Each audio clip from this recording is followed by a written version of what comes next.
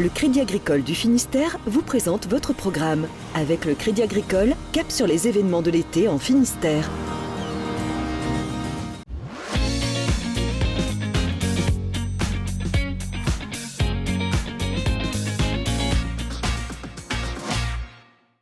Bonjour à tous, ravi de vous retrouver dans l'Instant été, suite de notre série sur les rentrées. Et aujourd'hui, place à la rentrée universitaire.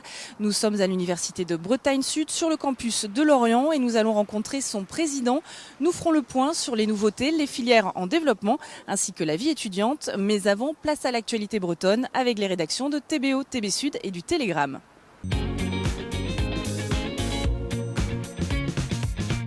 Le nombre de demandeurs d'asile grimpe en flèche en Bretagne, plus 27% sur les 8 premiers mois de l'année par rapport à 2018. L'Ille-et-Vilaine concentre la grande majorité des demandes, à l'image du camping des Gailleuls à Rennes qui accueille 400 migrants. Une nouvelle structure de 80 places dédiée à l'aide au départ volontaire ouvrira en octobre à Rennes. La traversée pour Ouessant des 2000 festivaliers d'Illophone sera un vrai chemin de croix. En raison du G7 parlementaire, le stationnement sera interdit au port du Conquet de mercredi 18h à samedi 17h. La compagnie Penarbed invite donc les usagers à se garer au parking des Blancs-Sablons à 45 minutes de marche. La direction d'Illophone se veut tout de même optimiste sur le soutien des festivaliers. La maison d'arrêt de Saint-Brieuc est l'une des plus surchargées de France. Au 1er juillet, elle comptait 178 détenus pour 85 places, soit un taux d'occupation de 209%. Direction et syndicats militent pour la construction d'un centre de détention pour remédier enfin à la surpopulation carcérale en Bretagne. Tous les matchs de championnat à domicile du BBH seront diffusés en direct sur TBO, à commencer par la rencontre de mercredi à 20h30 face à Besançon. C'est le résultat d'un accord noué entre votre chaîne bretonne et le club de Brest, un accord en vigueur tant que la Ligue féminine de handball ne disposera pas d'un diffuseur national. Deux crêpières de Cornouailles régalent le Japon. Conviées à cuisiner jusqu'à mercredi dans un centre commercial à Nagoya, Anne-Laure Olf Gaillard et Tiffany Landrin suscitent un énorme engouement. Émissions TV, photos et même autographes, elles sont devenues des vedettes locales et vendent jusqu'à 300 crêpes par jour. Une belle promo pour la Bretagne, même si les deux crêpières de Cornouailles tiennent leur resto à Paris.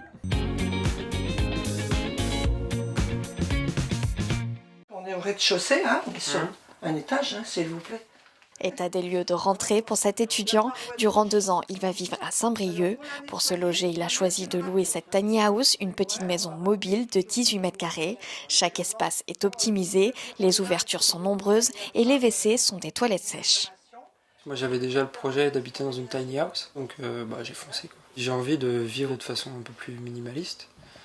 Donc certes il y a des rangements, mais l'idée c'est de ne pas avoir trop d'affaires non plus. Et ce que j'apprécie dans les tiny house, c'est le fait qu'on puisse les déplacer. Si on a besoin 2 ans après de déménager, on prend sa maison avec soi.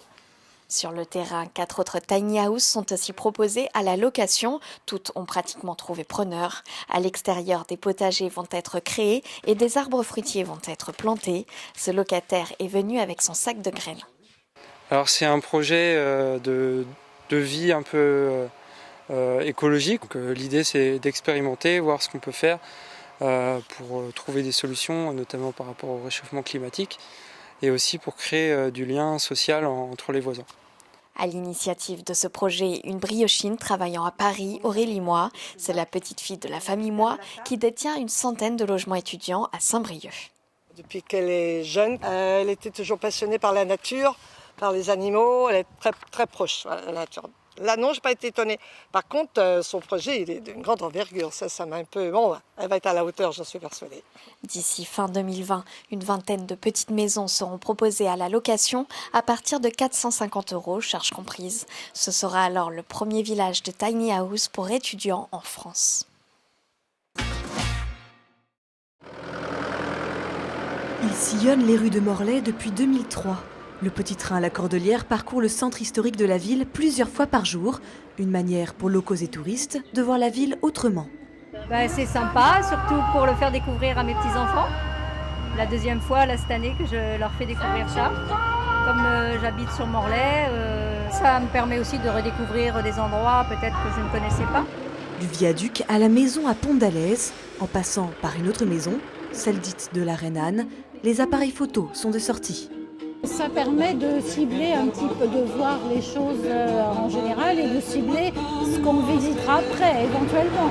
Pourtant, l'histoire du petit train de la Cordelière a bien failli s'arrêter l'année dernière, quand son propriétaire a annoncé qu'il cherchait un repreneur. 2 commerces voisins se sont alors positionnés. Ils ont créé une société et embauché une conductrice. Pour eux, racheter ce train était une évidence.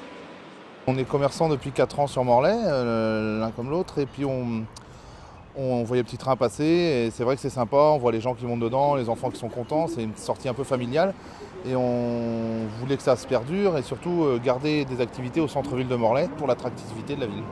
En plus des co-gérants, d'autres commerces de la ville se sont aussi impliqués. On a fait déjà la démarche de démarcher tous les commerçants du centre, du plein centre pour ce qui est publicité. Donc je pense qu'ils ont certaines retombées. Il y a certains restaurateurs qui offrent un apéritif sur présentation du ticket du petit train et également une boutique de souvenirs qui fait une réduction sur présentation du ticket, quoi. Donc je pense qu'ils en ont les retombées aussi. Les 4 co-gérants sont aujourd'hui satisfaits de cette première saison test. Ils estiment que quelques milliers de personnes ont embarqué dans le petit train pendant l'été. Et nous sommes de retour à Lorient en compagnie du président de l'UBS, Jean Peters. Bonjour. Bonjour. Cette année, ce sont 9700 étudiants répartis sur les campus de Vannes, Lorient et Pontivy.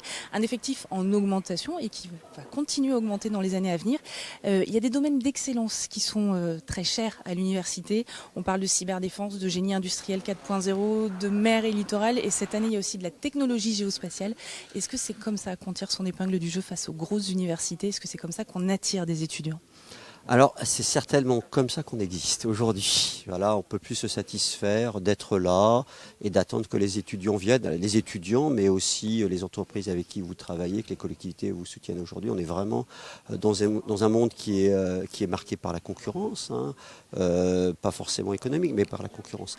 Et si on n'est pas capable de dire pourquoi on est là, et pourquoi on va apporter une plus-value, on a du mal à exister et on va vivoter. Donc oui, c'est important aujourd'hui de dire qu'on est soit bon, soit très bon, soit excellent dans un certain nombre de domaines.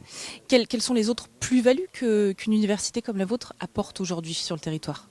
Alors, la plus-value, c'est déjà d'exister, de permettre à un certain nombre d'étudiants de faire des études, alors qu'il y a plus de 20 ans, il n'était pas possible pour eux de faire des études supérieures dans le Morbihan.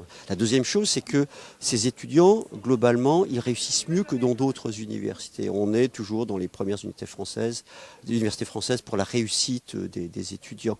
Donc c'est important, quand on est un parent, de savoir que si notre étudiant va à l'université, mais dans ses différentes composantes, eh bien, il a plus de chances de réussir ses études et il a plus de chances de trouver un travail. Alors nous sommes allés voir 2 jeunes étudiantes qui faisaient leur première rentrée cette semaine. On va les écouter. Louane et Clara, c'est votre première rentrée universitaire cette année. Pourquoi vous avez fait ce choix de l'UBS à Lorient ? Moi, c'était à proximité de chez moi déjà. Puis ils proposaient la licence LEA et c'est ce que je voulais faire. Et j'ai eu de bons retours sur cette université par des amis à moi. Moi, c'est mon deuxième choix, l'UBS. Je voulais d'abord aller à Rennes, seulement niveau logement, c'était trop compliqué. Du coup, j'ai choisi Lorient en deuxième choix. J'habite à Lorient, c'est plus simple. J'ai ma grande sœur qui est aussi à l'UBS, du coup, je connais un petit peu. Et ouais, c'est une super université. Je suis contente d'être là. Comment on fait pour financer ces études ? Est-ce que vous prévoyez de travailler cette année ? Alors ouais, en effet, Rennes, c'était beaucoup trop cher, du coup, les loyers là-bas. Du coup, je vis chez mes parents. Et sinon, quand même, à côté, j'ai décidé de donner des cours de soutien aux terminales qui passent le bac, dans les matières dans lesquelles je peux donner des conseils et des informations. Parce qu'autrement, vous avez vos parents qui sont derrière vous ? Oui, c'est quand même une grosse partie les parents qui financent. Merci beaucoup, on vous souhaite une très bonne rentrée. Alors on a notamment abordé la problématique du financement des études qui augmente encore cette année. La rentrée universitaire est estimée à un peu plus de 2280 €. Il y a une recrudescence des étudiants salariés, des étudiants en contrat de professionnalisation et également d'alternance. C'est un véritable phénomène qui va encore se développer. Alors, je crois qu'il faut distinguer parmi les étudiants salariés ceux qui travaillent en ayant un petit job à côté, un petit boulot, qui vont travailler dans différents restaurants Mais c'est tout à fait noble. C'est un vrai phénomène aussi. Qui se développe, oui, parce que les étudiants ont aussi besoin d'argent pour vivre. Enfin, ça nous étonne en France, mais si vous allez au Canada, c'est plutôt l'inverse. C'est quelqu'un qui ne travaille pas quand il fait ses études, c'est assez bizarre, quoi. Le coût n'est peut-être pas le même aussi au niveau des études. C'est très cher au Canada. Voilà, c'est pas pareil. Oui, c'est très cher. Non, ce sont des modes de vie. Le travail ne correspond pas forcément à ça. Par contre, après, il y a les étudiants qui sont en alternance. Et là, c'est une vraie volonté de l'université d'aller vers de l'alternance. Pour l'entreprise, elle va avoir quelqu'un de formé. Si elle embauche, évidemment, quelqu'un de formé qui va s'intégrer tout de suite et qui connaît bien l'entreprise. Et puis, j'allais dire, pour l'étudiant, c'est un salaire. Pour les enseignants, oui, c'est le fait d'avoir aussi un lien plus étroit avec les entreprises. Pas forcément attendre le stage en fin d'année, mais avoir une formation pendant toute l'année de formation. Il y a un rapprochement avec l'université de Bretagne Ouest. Oui. Encore une fois, c'est une collaboration qui existe depuis longtemps. Elle va s'officialiser au 1er janvier l'année prochaine.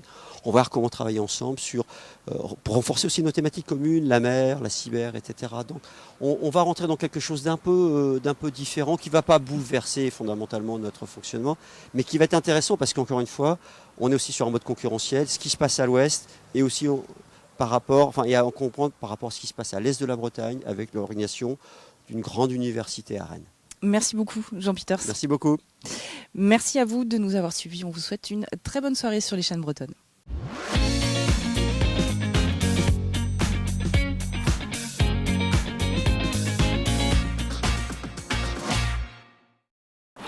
Votre programme vous a été présenté par le Crédit Agricole du Finistère. Avec le Crédit Agricole, cap sur les événements de l'été en Finistère.